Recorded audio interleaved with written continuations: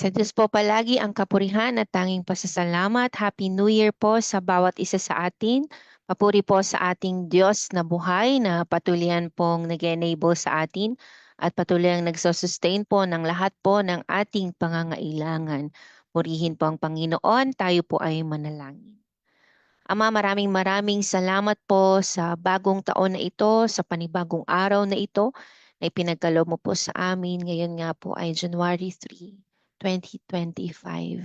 Maraming maraming salamat po for allowing us to see this brand new day that you have given to us, Father. Maraming maraming salamat po sa panibagong pagkakataon na ipinagkaloob mo po sa buhay po ng bawat isa. Nawa po, Panginoon, ay hindi po masayang ang araw na ito na pahiram mo po. At nawa po, Panginoon, ay patuloy ka naming maparangalan at mapapurihan sa araw na ito, especially po sa aming pagbubulay-bulay ng iyong mga salita dito po sa Deuteronomy chapter 24. Maraming salamat po sa patuloy paggabay at pagkilos mo po sa buhay ng bawat isa. Maraming maraming salamat po dahil patuloy mo po kaming sinasamahan. Patuloy mo pong pinaparanas ang iyong presensya sa aming mga buhay. Salamat po, aming Panginoon. Pinapapurihan ka namin. Salamat din po sa mga naka-join na po sa umagang ito. Humingi po kami ng tawad sa anon pong aming mga nagawa, mga naisip at nasabi. Patawarin mo po kami, Panginoon. At salamat po sa iyong pagpapatawad sa amin.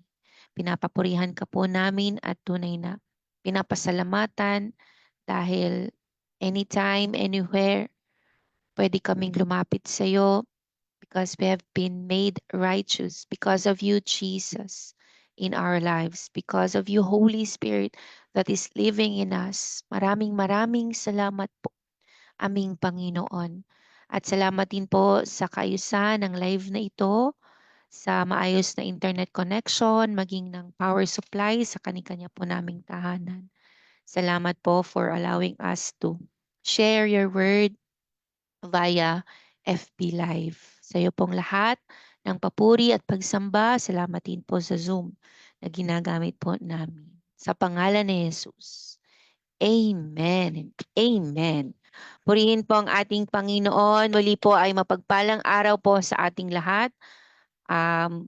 Maligayang bagong taon, tama po ba? Happy New Year na lang po. Happy New Year pong muli sa bawat isa sa atin. At salamat sa Panginoon sa araw na ito na tuloy-tuloy nga po ang ating pag-aaral sa kanyang mga salita. Dito na po tayo sa Deuteronomy chapter 24 verses 1 onwards. Ang title nga po is Growing in Righteousness. So bakit po kaya ito yung ating naging title sa ating pag-aaralan sa umagang ito? So basahin na po natin.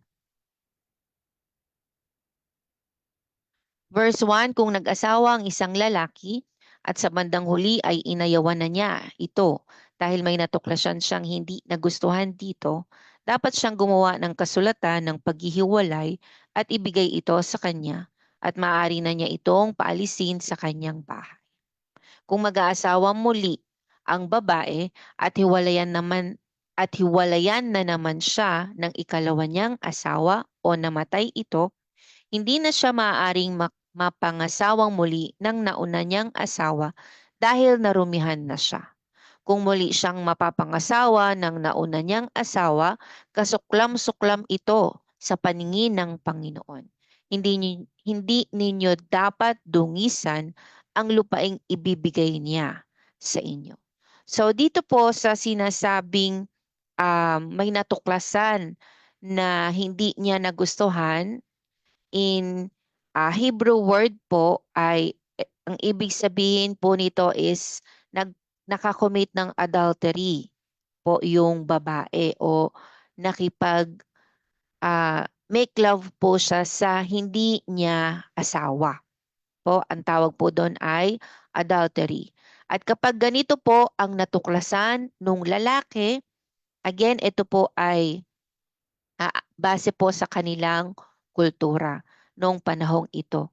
So ito po ay utos po para sa mga Israelita. And may reason po kung bakit din ito naiutos ng Panginoon through Moses. Mamaya mababasa po natin.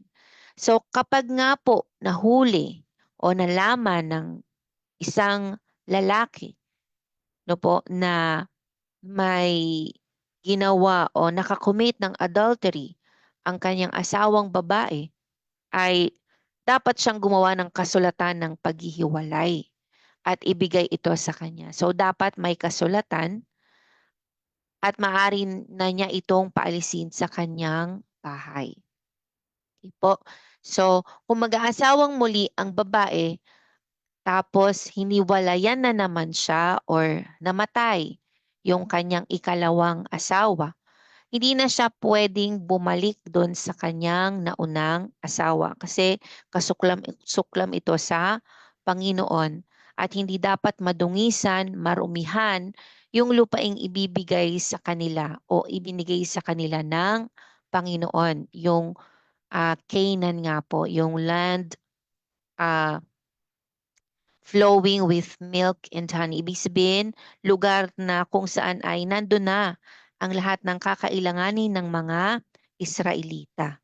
Po, well provided ito ng ating Panginoon para sa kanila. Ang tanong, was Moses promoting divorce? Po, so mahalaga po itong topic na ito lalo na po sa mag-asawa and even sa mga mag-aasawa pa lang po sa ating panahon ngayon. So was Moses promoting divorce o yung paghihiwalay ng ikinasal na? Ang sagot po ay ito.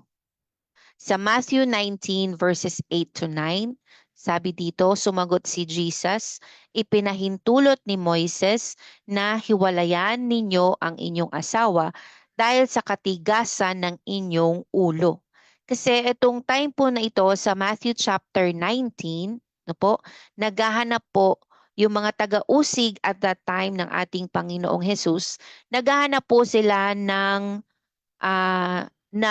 way para hindi paniwalaan ng mga tao si Jesus kasi nakikita nila na marami nang nagiging tagasunod ang ating Panginoon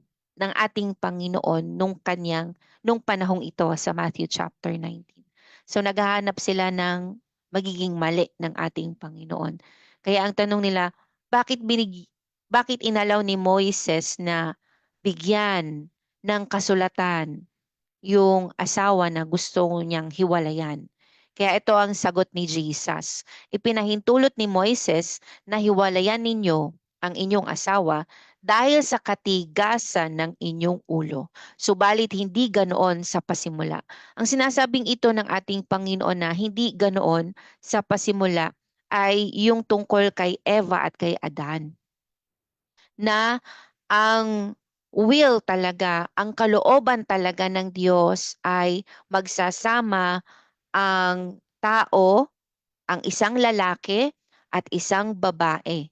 Magsasama sila habang sila ay nabubuhay kapag kinasal na sila. Po, kapag kinasal na ang mga taong ito, no po, ang isang lalaki at isang babae, ang kalooban ng Panginoon ay magsasama po sila. Di po ba? At talagang ang sabi ng Panginoon ay talagang hindi po pwedeng papaghiwalayin ang pinagsama ng Diyos. Sabihin mo nga po, pinagsama ng Diyos. Ibig sabihin, talagang sila'y ikinasal. Nagkaroon ng holy matrimony. Po, sa harap ng Panginoon at sa harap ng mga tao ay nagkaroon ng kasalan. So kapag nangyari na ito, ang dalawang individual na ito, ang lalaki at babae na ito ay magiging isa. Po, magiging isa na sila. Okay po. At hindi sila po pwedeng paghiwalayin ng sinuman. Yun ang kalooban ng Panginoon. Nakatangi-tanging ang kamatayan lamang po physically ang pwedeng makapaghiwalay sa kanila. Dahil pinagsama sila ng Diyos at iyon ang kalooban ng Diyos, yun ang kalooban ng Diyos sa mga sa isang lalaki at sa isang babae na ikinasal. Po, sabihin mo nga, kalooban ng Diyos. Yes, ito po ang kalooban ng Diyos sa pasimula pa lamang. Po. So ito ang sinasabi ko sa inyo. Sino mang lalaking humiwalay sa kanyang asawa, maliban kung ang asawa niya ay nakikiapid, itinutulak niya ang kanyang asawa na mangalunya. At siya'y mag-asawa ng iba ay nagkakasala ng pangangalunya. At ang mag-asawa sa babaeng hiniwalayan ay nagkakasala rin ng pangangalo niya. Yes, Deuteronomy chapter 24 ay kautusan for the Israelites. Pero etong nasa Matthew chapter 19 ay para na po sa ating mga namumuhay sa ating kapanahunan ngayon. No po? So, talagang natutuhan yon sa Deuteronomy chapter 24. Kaya nga po, mag-ingat, sabihin nga mag-ingat. Po. Mag-ingat ang lahat ng mga kadalagahan at kabinataan natin sa ating panahon ngayon. Po. Mag-ingat, talagang ipanalangin mabuti kung ang lalaki ba na iyong boyfriend o yung lalaking may girlfriend, kung iyan na ba talaga ang bigay ng Diyos. O kung yan na ba talaga ang bigay ng Diyos. Kasi dapat talaga kasi ang sabi, ang asawa ay regalo ng Diyos. Po, regalo ng Diyos. So yung magiging kasama mo sa habang buhay, iyan ay regalo ng Diyos. So hindi yan magiging sakit ng ulo mo, hindi yan magiging cause ng stress mo.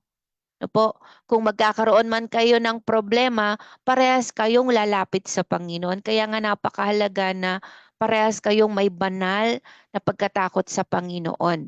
No po, napakahalaga po na parehas yung lalaki at babae na ikakasal, napakahalaga na parehas kayong may banal na pagkatakot sa Panginoon. Kasi mahirap kapag hindi. Pero kapag nandyan na, huwag hihiwalayan. No po, huwag hihiwalayan. Kasi kung ang rason kung bakit hihiwalayan ng lalaki ang kanyang asawa o ng babae ang kanyang asawa ay dahil may nakita siyang iba o dahil hindi niya lang nagustuhan ang luto o dahil may nakita lang siyang kapangitan sa ugali ng kanyang asawa o yung mababaw na rason ay itinutulak mong magkasala. Itinutulak nilang magkasala yung kanilang asawa. Kasi nga, kapag hiniwalayan, dahil yun nga, sa mga mabababaw na rason, ay kapag ito'y, for example, di ba, hiniwalayan nga tapos mag-asawa ng iba, sila ay pwedeng magkasala ng pangangalo niya. Talagang ang kamatayan lamang po ang pwedeng makapaghiwalay sa pinag-isa ng Diyos. Sabihin mo nga po, pinag-isa ng Diyos. Yes, pinag-isa ng Diyos. Kaya nga, kung ang napangasawa mo ay walang banal na pagkatakot sa Panginoon, ay tularin natin ang mga nakikita nating mananampalataya na nakapangasawa ng hindi pa mananampalataya, nagtuloy-tuloy sila sa Panginoon tulad na lamang ng ng mga nakikita natin na mga patotoo ng ating mga kapatiran, di po ba? Nagtutuloy-tuloy pa rin sila sa Panginoon para madala nila. Kasi sa Book of Corinth, no po, o Book of Corinthians, ay meron din naman ngang nakapangasawa ng hindi mananampalataya. Pero ang sabi nga ay pwedeng inalaw ng Panginoon na papangasawa niya yung hindi mananampalataya para siya ang gagamitin ng Diyos para ang taong ito ay manampalataya din sa Panginoon. Kaya nga kung ang napangasawa sa panahon ngayon ay walang tamang kaugnayan sa Panginoon, patuloyan lamang siyang idalangin sa Panginoon. Huwag hihiwalayan. Po, again, kasi ang pwede lamang makapaghiwalay sa pinag-isa ng Diyos, yung kinasal, yung legal na kinasal. No po? Kahit mayor pa yan ang nagkasal. No po? Basta ikinasal, basta ito'y talagang may PSA record. Yan. So, ibig sabihin, legal talagang legal ang kanilang kasal. Huwag hihiwalayan. Po, wag hihiwalayan. Kung nagkataon man na meron kang hindi magandang bagay na makita sa kanya, tuloy-tuloy lang na ipanalangin sila.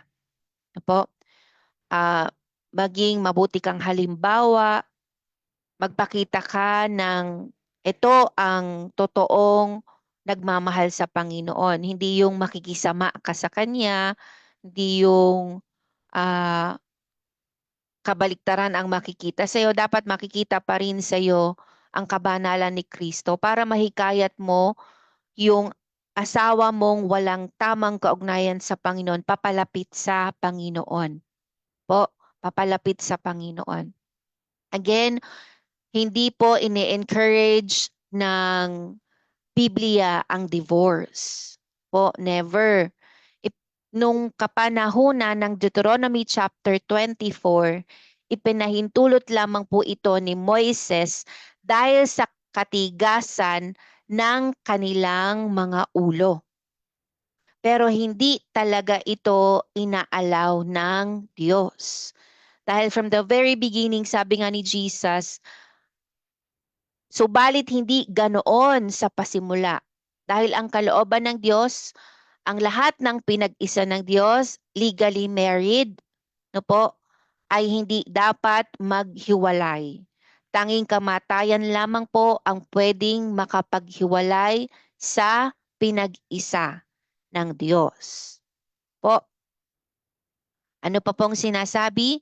Sabi nga po dito sa Roma 7 verses 2 hanggang 3, halimbawa, ayon sa kautusan, ang isang babae nasasakop ng kanyang asawa habang nabubuhay ito. Subalit, kung mamatay na ang lalaki, malaya na ang babae sa batas na nagtatali sa kanya sa lalaking iyon. Kaya nga, siya'y magkakasala ng pangangalo niya kung makikisama siya sa ibang lalaki habang nabubuhay ang kanyang asawa. Ngunit kung patay na ang kanyang asawa, malaya na siya sa batas na iyon at mag-asawa man siya sa ibang lalaki, hindi siya nagkakasala ng pangangalo niya. So ang halimbawa po dyan ay ako mismo. Di po ba? Ako po ay ikinasal dun po sa aking unang asawa, dun sa aking late husband. Pero inalaw nga po ng Panginoon, nakunin na siya ng Panginoon last 2015. At inalaw din po ng Panginoon na muli po akong makapangasawa noong 2019 po. So, hindi po ako nagkakasala ng pangangalo niya kung ganito po ang nangyari. Pero kung buhay na buhay yung asawa, tapos hihiwalayan mo, then mag-aasawa, dahil gusto mo mag-asawa ng iba, pwedeng magkasala ka ng pangangalo niya at hindi ito pamumuhay ng may kabanalan. No po? At pwede din naman, for example, ang atin pong daddy, di po ba, kinuha na ng Panginoon ang ating mommy. So, he chose not to remarry. No po? Pinili niya na hindi na mag-asawa. So, yun yung choice niya po. Choice naman talaga. No po? Kasi nagulat nga po ako nung tinignan, 'di ba, bago ikasal kasi ay ah, dapat ay merong certificate of no marriage. Po, hindi pwede na hindi pwedeng ikasal na meron ka pang kasal ka pa sa iba. Po. So nung tumingin ako, etong ikakasal na ako kay Roylan nung 2019 nung pinag-ayos na kami ni Daddy ng mga papeles para sa kanyang pagkakasal sa amin. Nagulat ako kasi nung tinignan ko yung record ko sa PSA, good as single na pala ako. Ganun pala yon kapag kinuha na ng Panginoon yung napangasawa and then naka-record sa PS kasi meron akong marriage contract nung una kong asawa, meron kaming marriage contract. So, naka-record din siya sa PSA. Hindi naman ako makakakuha kung wala nga record. Kaya nagulat ako, sabi ko, Daddy, ganun po pala yun kapag namatay na yung asawa, good as single na yung babae o yung lalaki. Ano po? Kung naka-record sa PSA. So, ayun. Kaya, niloob din ng Panginoon na mapangasawa ko nga po ang aking asawa ngayon na si Roylan. So, yun, pwede po yun. Hindi po kayo magkakasala ng Pangulo niya. And kung meron din po kayo, for example, ay ano, parang galit na nga kayo sa asawa nyo, hindi nyo na siya kayang pakisamahan, wag nyo naman ding ipag-pray na kunin na siya ng Panginoon. Wag naman pong ganon kasi ay um, mahal po ng Panginoon ang lahat ng tao po at ang Diyos ay nagbibigay ng napakalaking pag-asa sa bawat isa. No po, anuman yung ugali niyan, mahal yan ng Panginoon. At pwedeng ikaw na nakakilala sa Panginoon, ikaw na asawang nakakilala sa Panginoon, ang gagamitin nga ng Diyos, no po, ang gagamitin ng Diyos para dyan po sa iyong asawang hindi pa nakakakilala sa Panginoon. Po, kaya nga ipag-pray ng asawang nakakilala sa Panginoon na pakakilala sa Panginoon yung kanyang asawa. Po kasi napakahalaga po na tanggapin ng isang tao si Jesus sa kanyang buhay. Po para po siya ay magkaroon ng kaligtasan dahil po kay Jesus. So ikaw na asawang nakakilala sa Panginoon ang gagamitin para sa kanya. Okay po. Okay po. So tulungan po tayong lahat ng ating Panginoon. Sabi pa po dito, Malakyas 2:16, sapagkat sinabi ng Panginoon, ang Diyos ng Israel, ayaw kong maghiwalay ang mag-asawa. In English po, kung babasahin po natin, sinabi po sa ibang translation, sabi po ng Diyos, I hate divorce. Ayaw po ng Panginoon na maghiwalay ang mag-asawa. Sabihin mo nga po, ayaw ng Panginoon. Yes. Sabi dito, kung hiwalayan ng lalaki ang kanyang asawa, ito'y pagmamalupit sa asawang babae. Kaya siguraduhin ninyong hindi kayo magtataksil sa inyong asawa.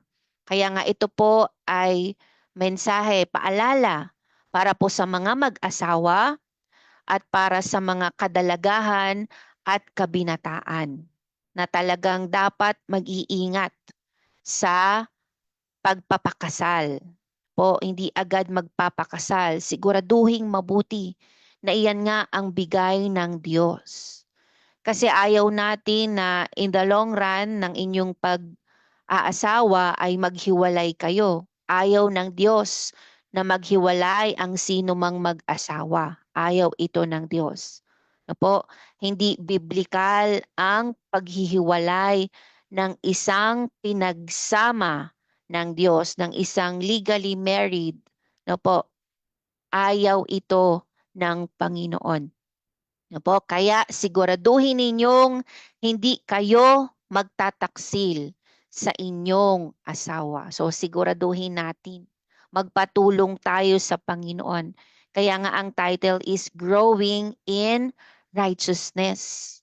No po, talagang mga panuntunan ito ng Panginoon para sa mga Israelita para makapamuhay sila ng may kabanalan. At sa atin ng mga nag-aaral ng Deuteronomy chapter 24, itong araw na ito, paalala ito sa atin na gusto ng Panginoon na tayo ding mga nabubuhay sa ating kasalukuyang panahon ay makapamuhay ng may kabanalan. So isa ito sa way.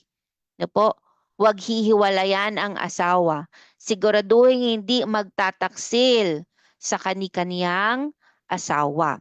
At kung kunin man ng Panginoon, pwede nang mag-asawa. At kung ayaw naman pong mag-asawa, it's your choice po. Po, choice mo po. Okay po.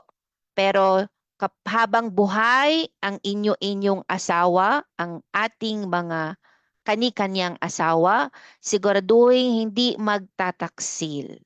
Okay po. Tulungan at kahabagan po tayo ng ating Panginoon.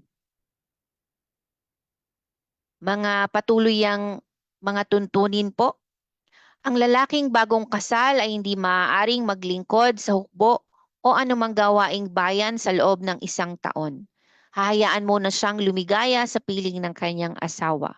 Huwag ninyong kukuning sangla ang gilingan na ginagamit ng isang tao, excuse po, para sa kanyang pagkain, sapagkat para na rin ninyong kinuha ang kaniyang ikinabubuhay. Sino mang dumukot sa kapwa niya Israelita upang alipinin o ipagbili ay dapat patayin. Sa ganitong paraan ninyo aalisin ang kasamaang tulad nito. Tungkol sa mga sakit sa balat na parang ketong, sundin ninyong mabuti ang sasabihin sa inyo ng mga saserdoteng Levita, sapagkat iyon ang tagubilin ko sa kanila. Alalahanin ninyo ang ginawa ni Yahweh na inyong Diyos kay Miriam nang kayo'y naglalakbay mula sa Ehipto.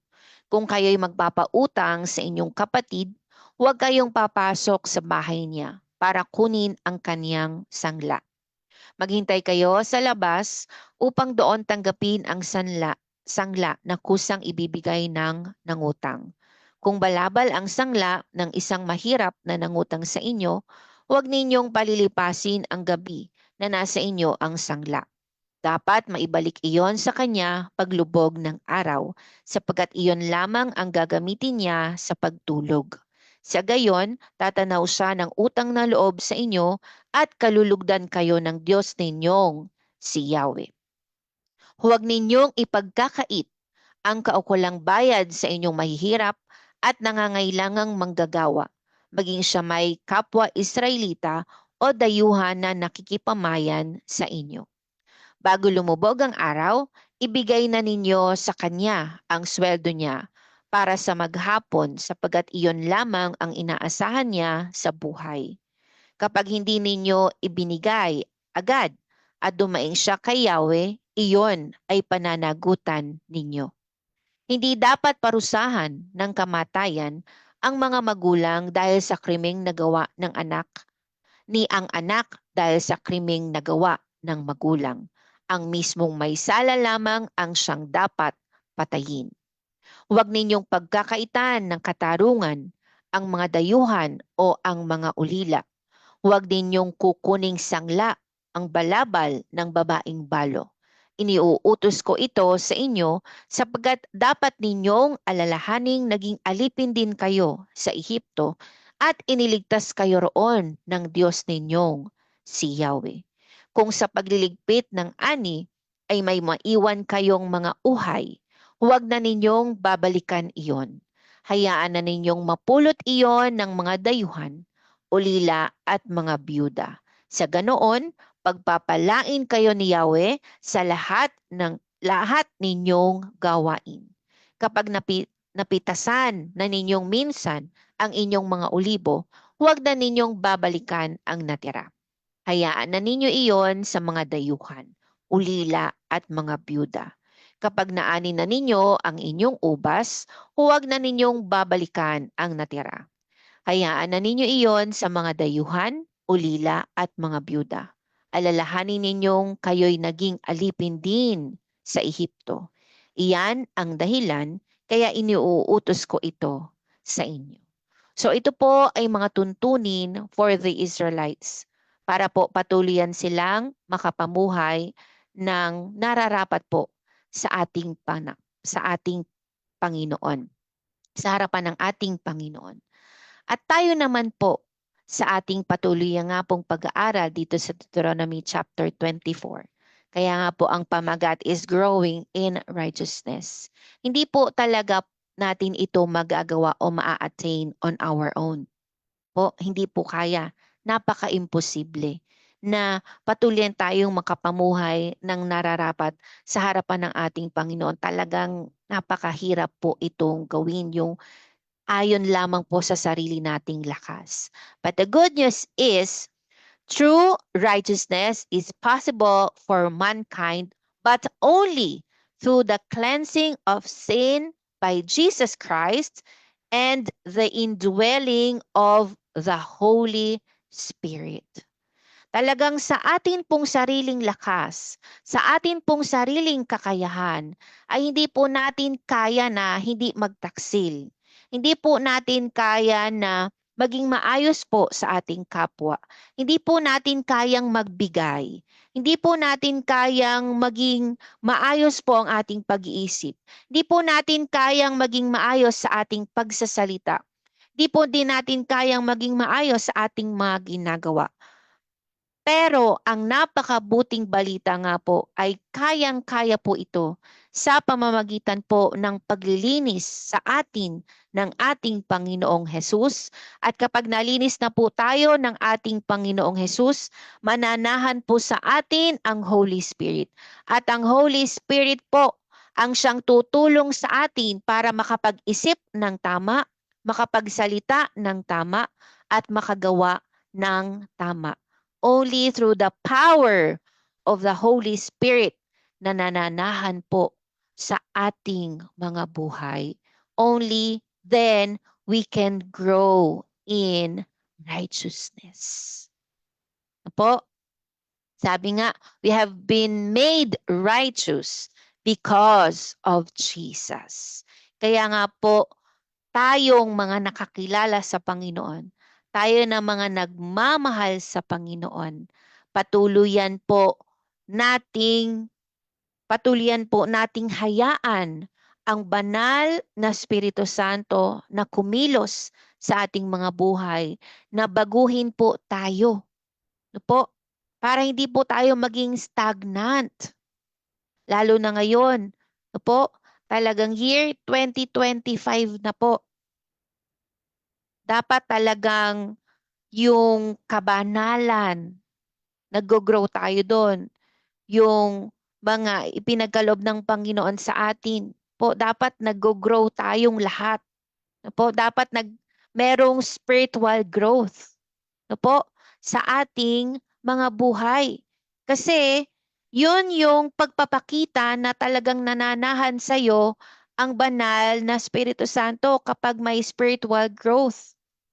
Po, kaya hayaan lang po natin ang banal na Espiritu Santo na talagang baguhin niya po tayo.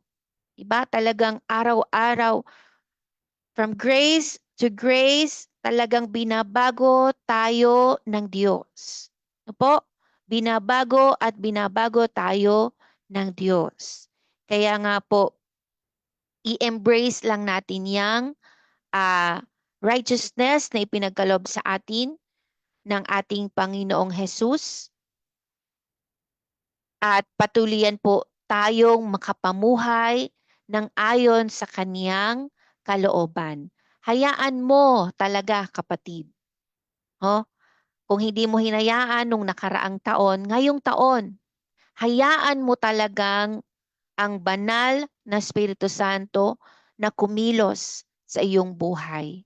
Kung may mga nais siyang pagdaanan natin, pagdaanan lamang po ito. Kung may mga inaalaw ang Panginoon sa ating buhay na sa tingin natin ay hindi natin kaya, po, sa tingin natin ay mahirap. Kaya yan, kapatid. Kasi kasama natin ang Diyos. Sabi mo, kasama ko ang Diyos. Po, kasama natin ang Diyos. Kaya let's continue to grow in righteousness at patuloy yan na i-embrace natin itong bagong pagkatao na ipinagkaloob sa atin ng Panginoon para patuloy tayong makapamuhay ng may kabanalan at naaayon sa kalooban ng Diyos. Amen? Nawa po ay marami po tayong natutunan sa araw na ito. And let's continue to grow in righteousness. And magagawa lang mga po natin yon kung patuluyan mong hahayaan ang banal na Espiritu Santo na kumilos sa iyong buhay. Amen? Papuri po sa ating Panginoon. Tayo po ay manalangin. Ama, maraming maraming maraming salamat po. Thank you will never be enough on how grateful we are for what you did on the cross for us. Thank you, Jesus, for dying on the cross for us po na mga makasalanan. Pero dahil sa ginawa mo, Panginoon, tinulungan mo kami na manampalataya sa iyo. At sa pananampalataya namin sa iyo, nakita namin na kami ay makasalanan. At sa pagtulong mo po sa amin na makahingi ng tawad sa iyo, hindi mo lang kami pinatawad, bagkus nilinis mo pa po kami mula sa anumang karumihan. At sa araw na pagtanggap namin sa iyo, nanahan ka na po sa amin, banal na Espiritu Santo. At sa pananahanan mo po sa amin hanggang sa kasalukuyang panahon, maraming maraming salamat po sa patuloy pagbabago mo po sa aming kaisipan, sa aming pananalita, at sa aming mga gawa. Nawa, Panginoon, i-live na namin yung mga nangyari noong 2024 at itong year 2025 ay patuloyan kaming mag-focus sa iyo at sa iyong ipinapagawa sa amin, Panginoon, at lalo kaming mag-grow sa pagkakilala po namin sa iyo.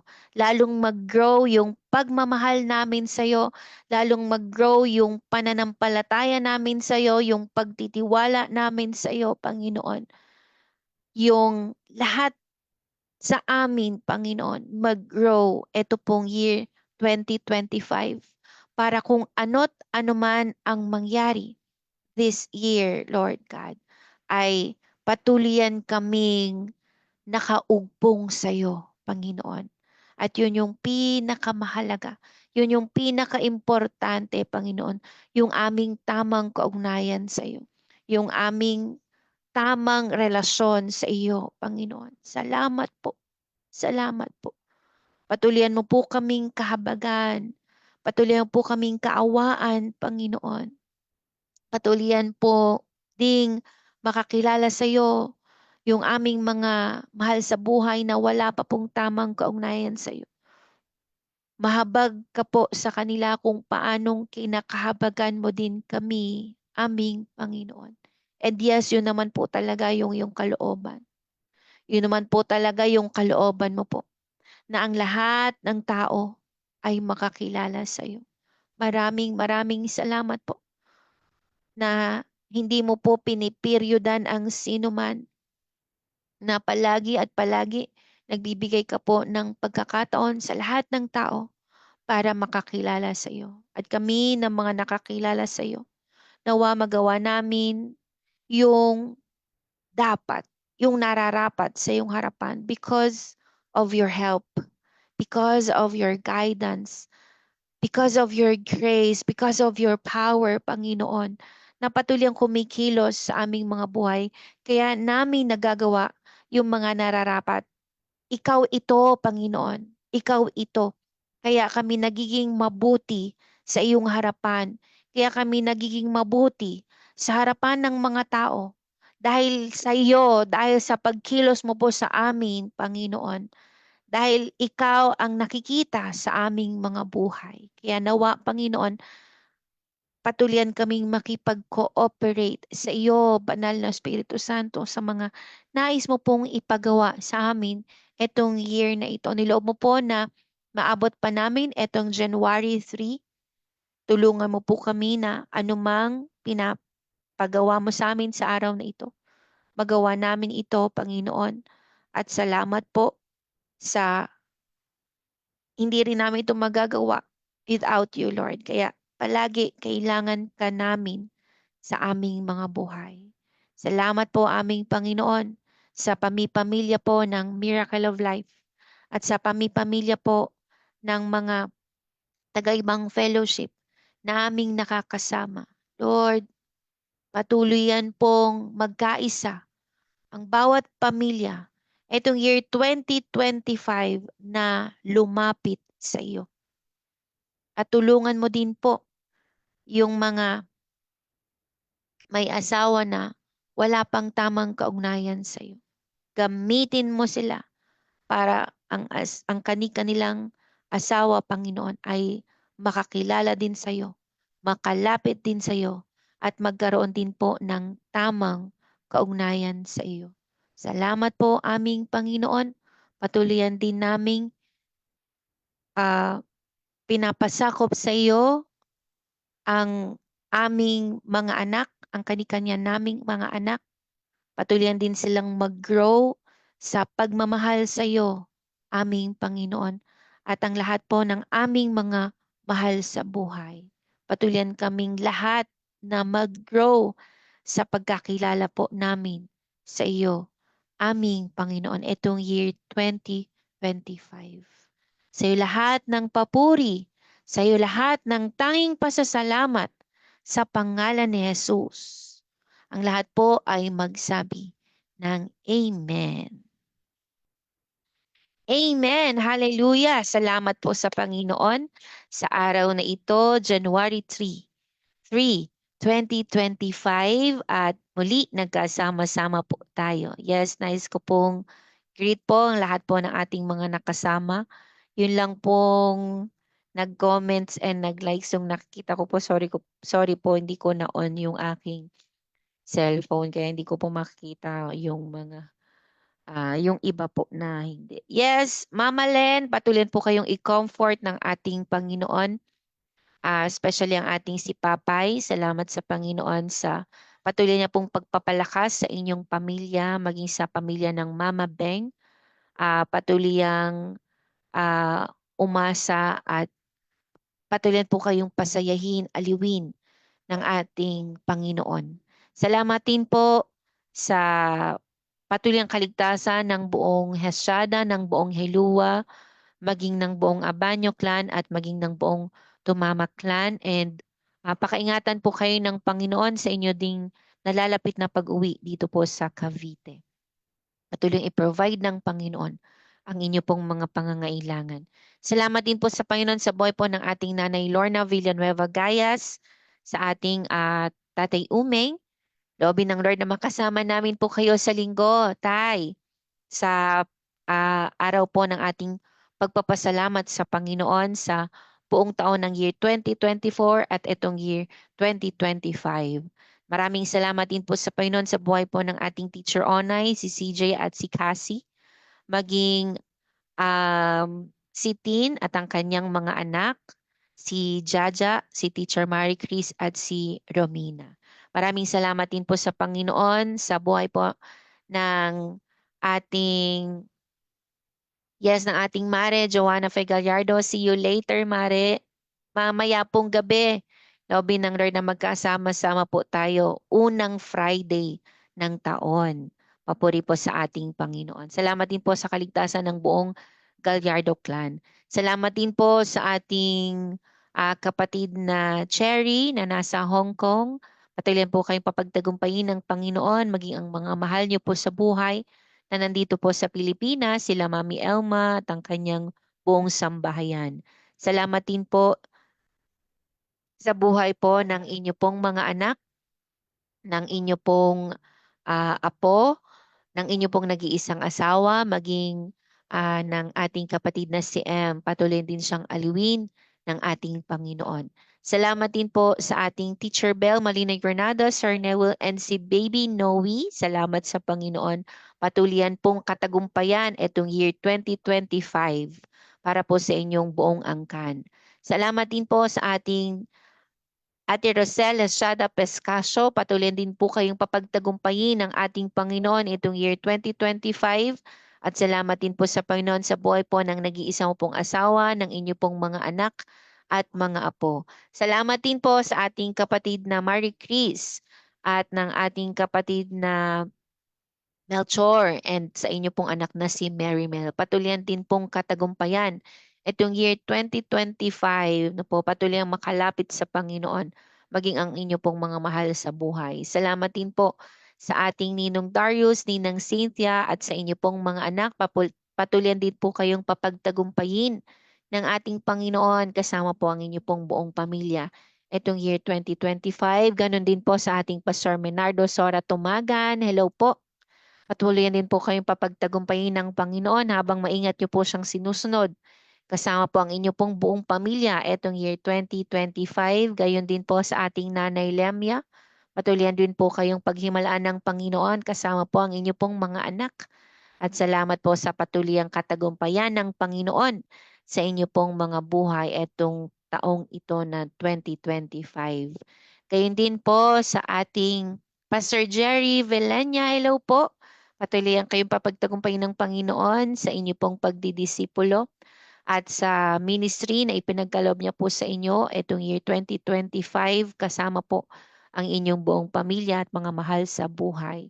Gayun din po sa ating Pastor Arlene Hiton from Olongapo. Patuloy din kayong papagtagumpayin ng Panginoon itong taong ito, itong bagong taon na ito.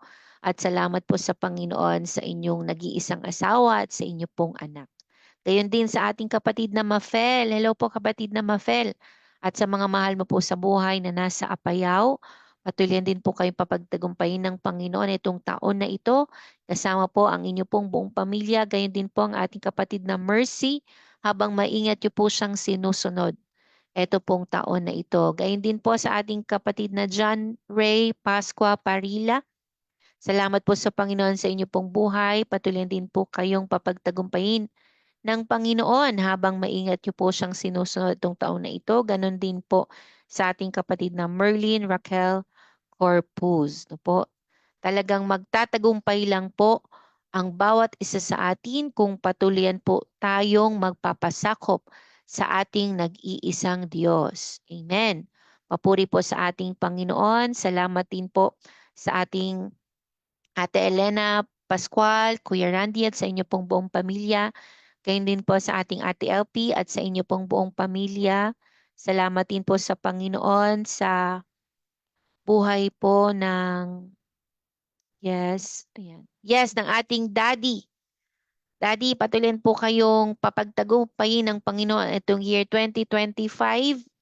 At salamat din po sa buhay ng aking Ate Caris, Kuya Noel, Dykes, Zach at Seth. Maging sa buhay ni Deng at ni Lucille, ni Micah, Berlin, Kate at Linlin. Maging sa buhay po ng aking nag-iisang asawa at ng aming mga anak maging ng incoming baby na isisilang itong year 2025. Maraming salamat po sa ating Panginoon. Maraming salamat din po sa buhay po ng ating Pastor Lito. Patuloy din kayong papagtagumpayin ng Panginoon itong year 2025. Kasama po ang ating mamang, maging ang mga mahal po sa buhay. Kapatid na Editha, maraming salamat din po sa Panginoon sa inyo pong buhay. Katagumpayan ang hinihiling natin sa Panginoon. Tuloy-tuloy lamang po sa paglilingkod sa ating Panginoon. Salamat din po sa Panginoon sa buhay po. At sa inyo pong mga panalangin, maraming salamat din po sa inyo pong mga panalangin po para sa aming lahat. Amen. Purihin po ang Panginoon. Yes. Maraming salamat din po sa Panginoon sa buhay po nga ng lahat ng mga nakakapanood at nakakapakinig ng live na ito, maging ang makakapanood pa lamang at makakapakinig nito. Maraming salamat din po. Yes, Beng, maraming salamat sa buhay mo, sa buhay ni Angel at ng inyong mga anak. Patuloy ang mangyari ang kalooban ng Panginoon para sa inyong mag-asawa at para sa inyong buong pamilya this year 2025. Patuloy lamang umasa at magtiwala sa Panginoon. Tayong lahat, tayong lahat. Patuloy pong magtiwala, umasa, at let's continue to grow in righteousness. Palagi po sa Diyos ang kapurihan.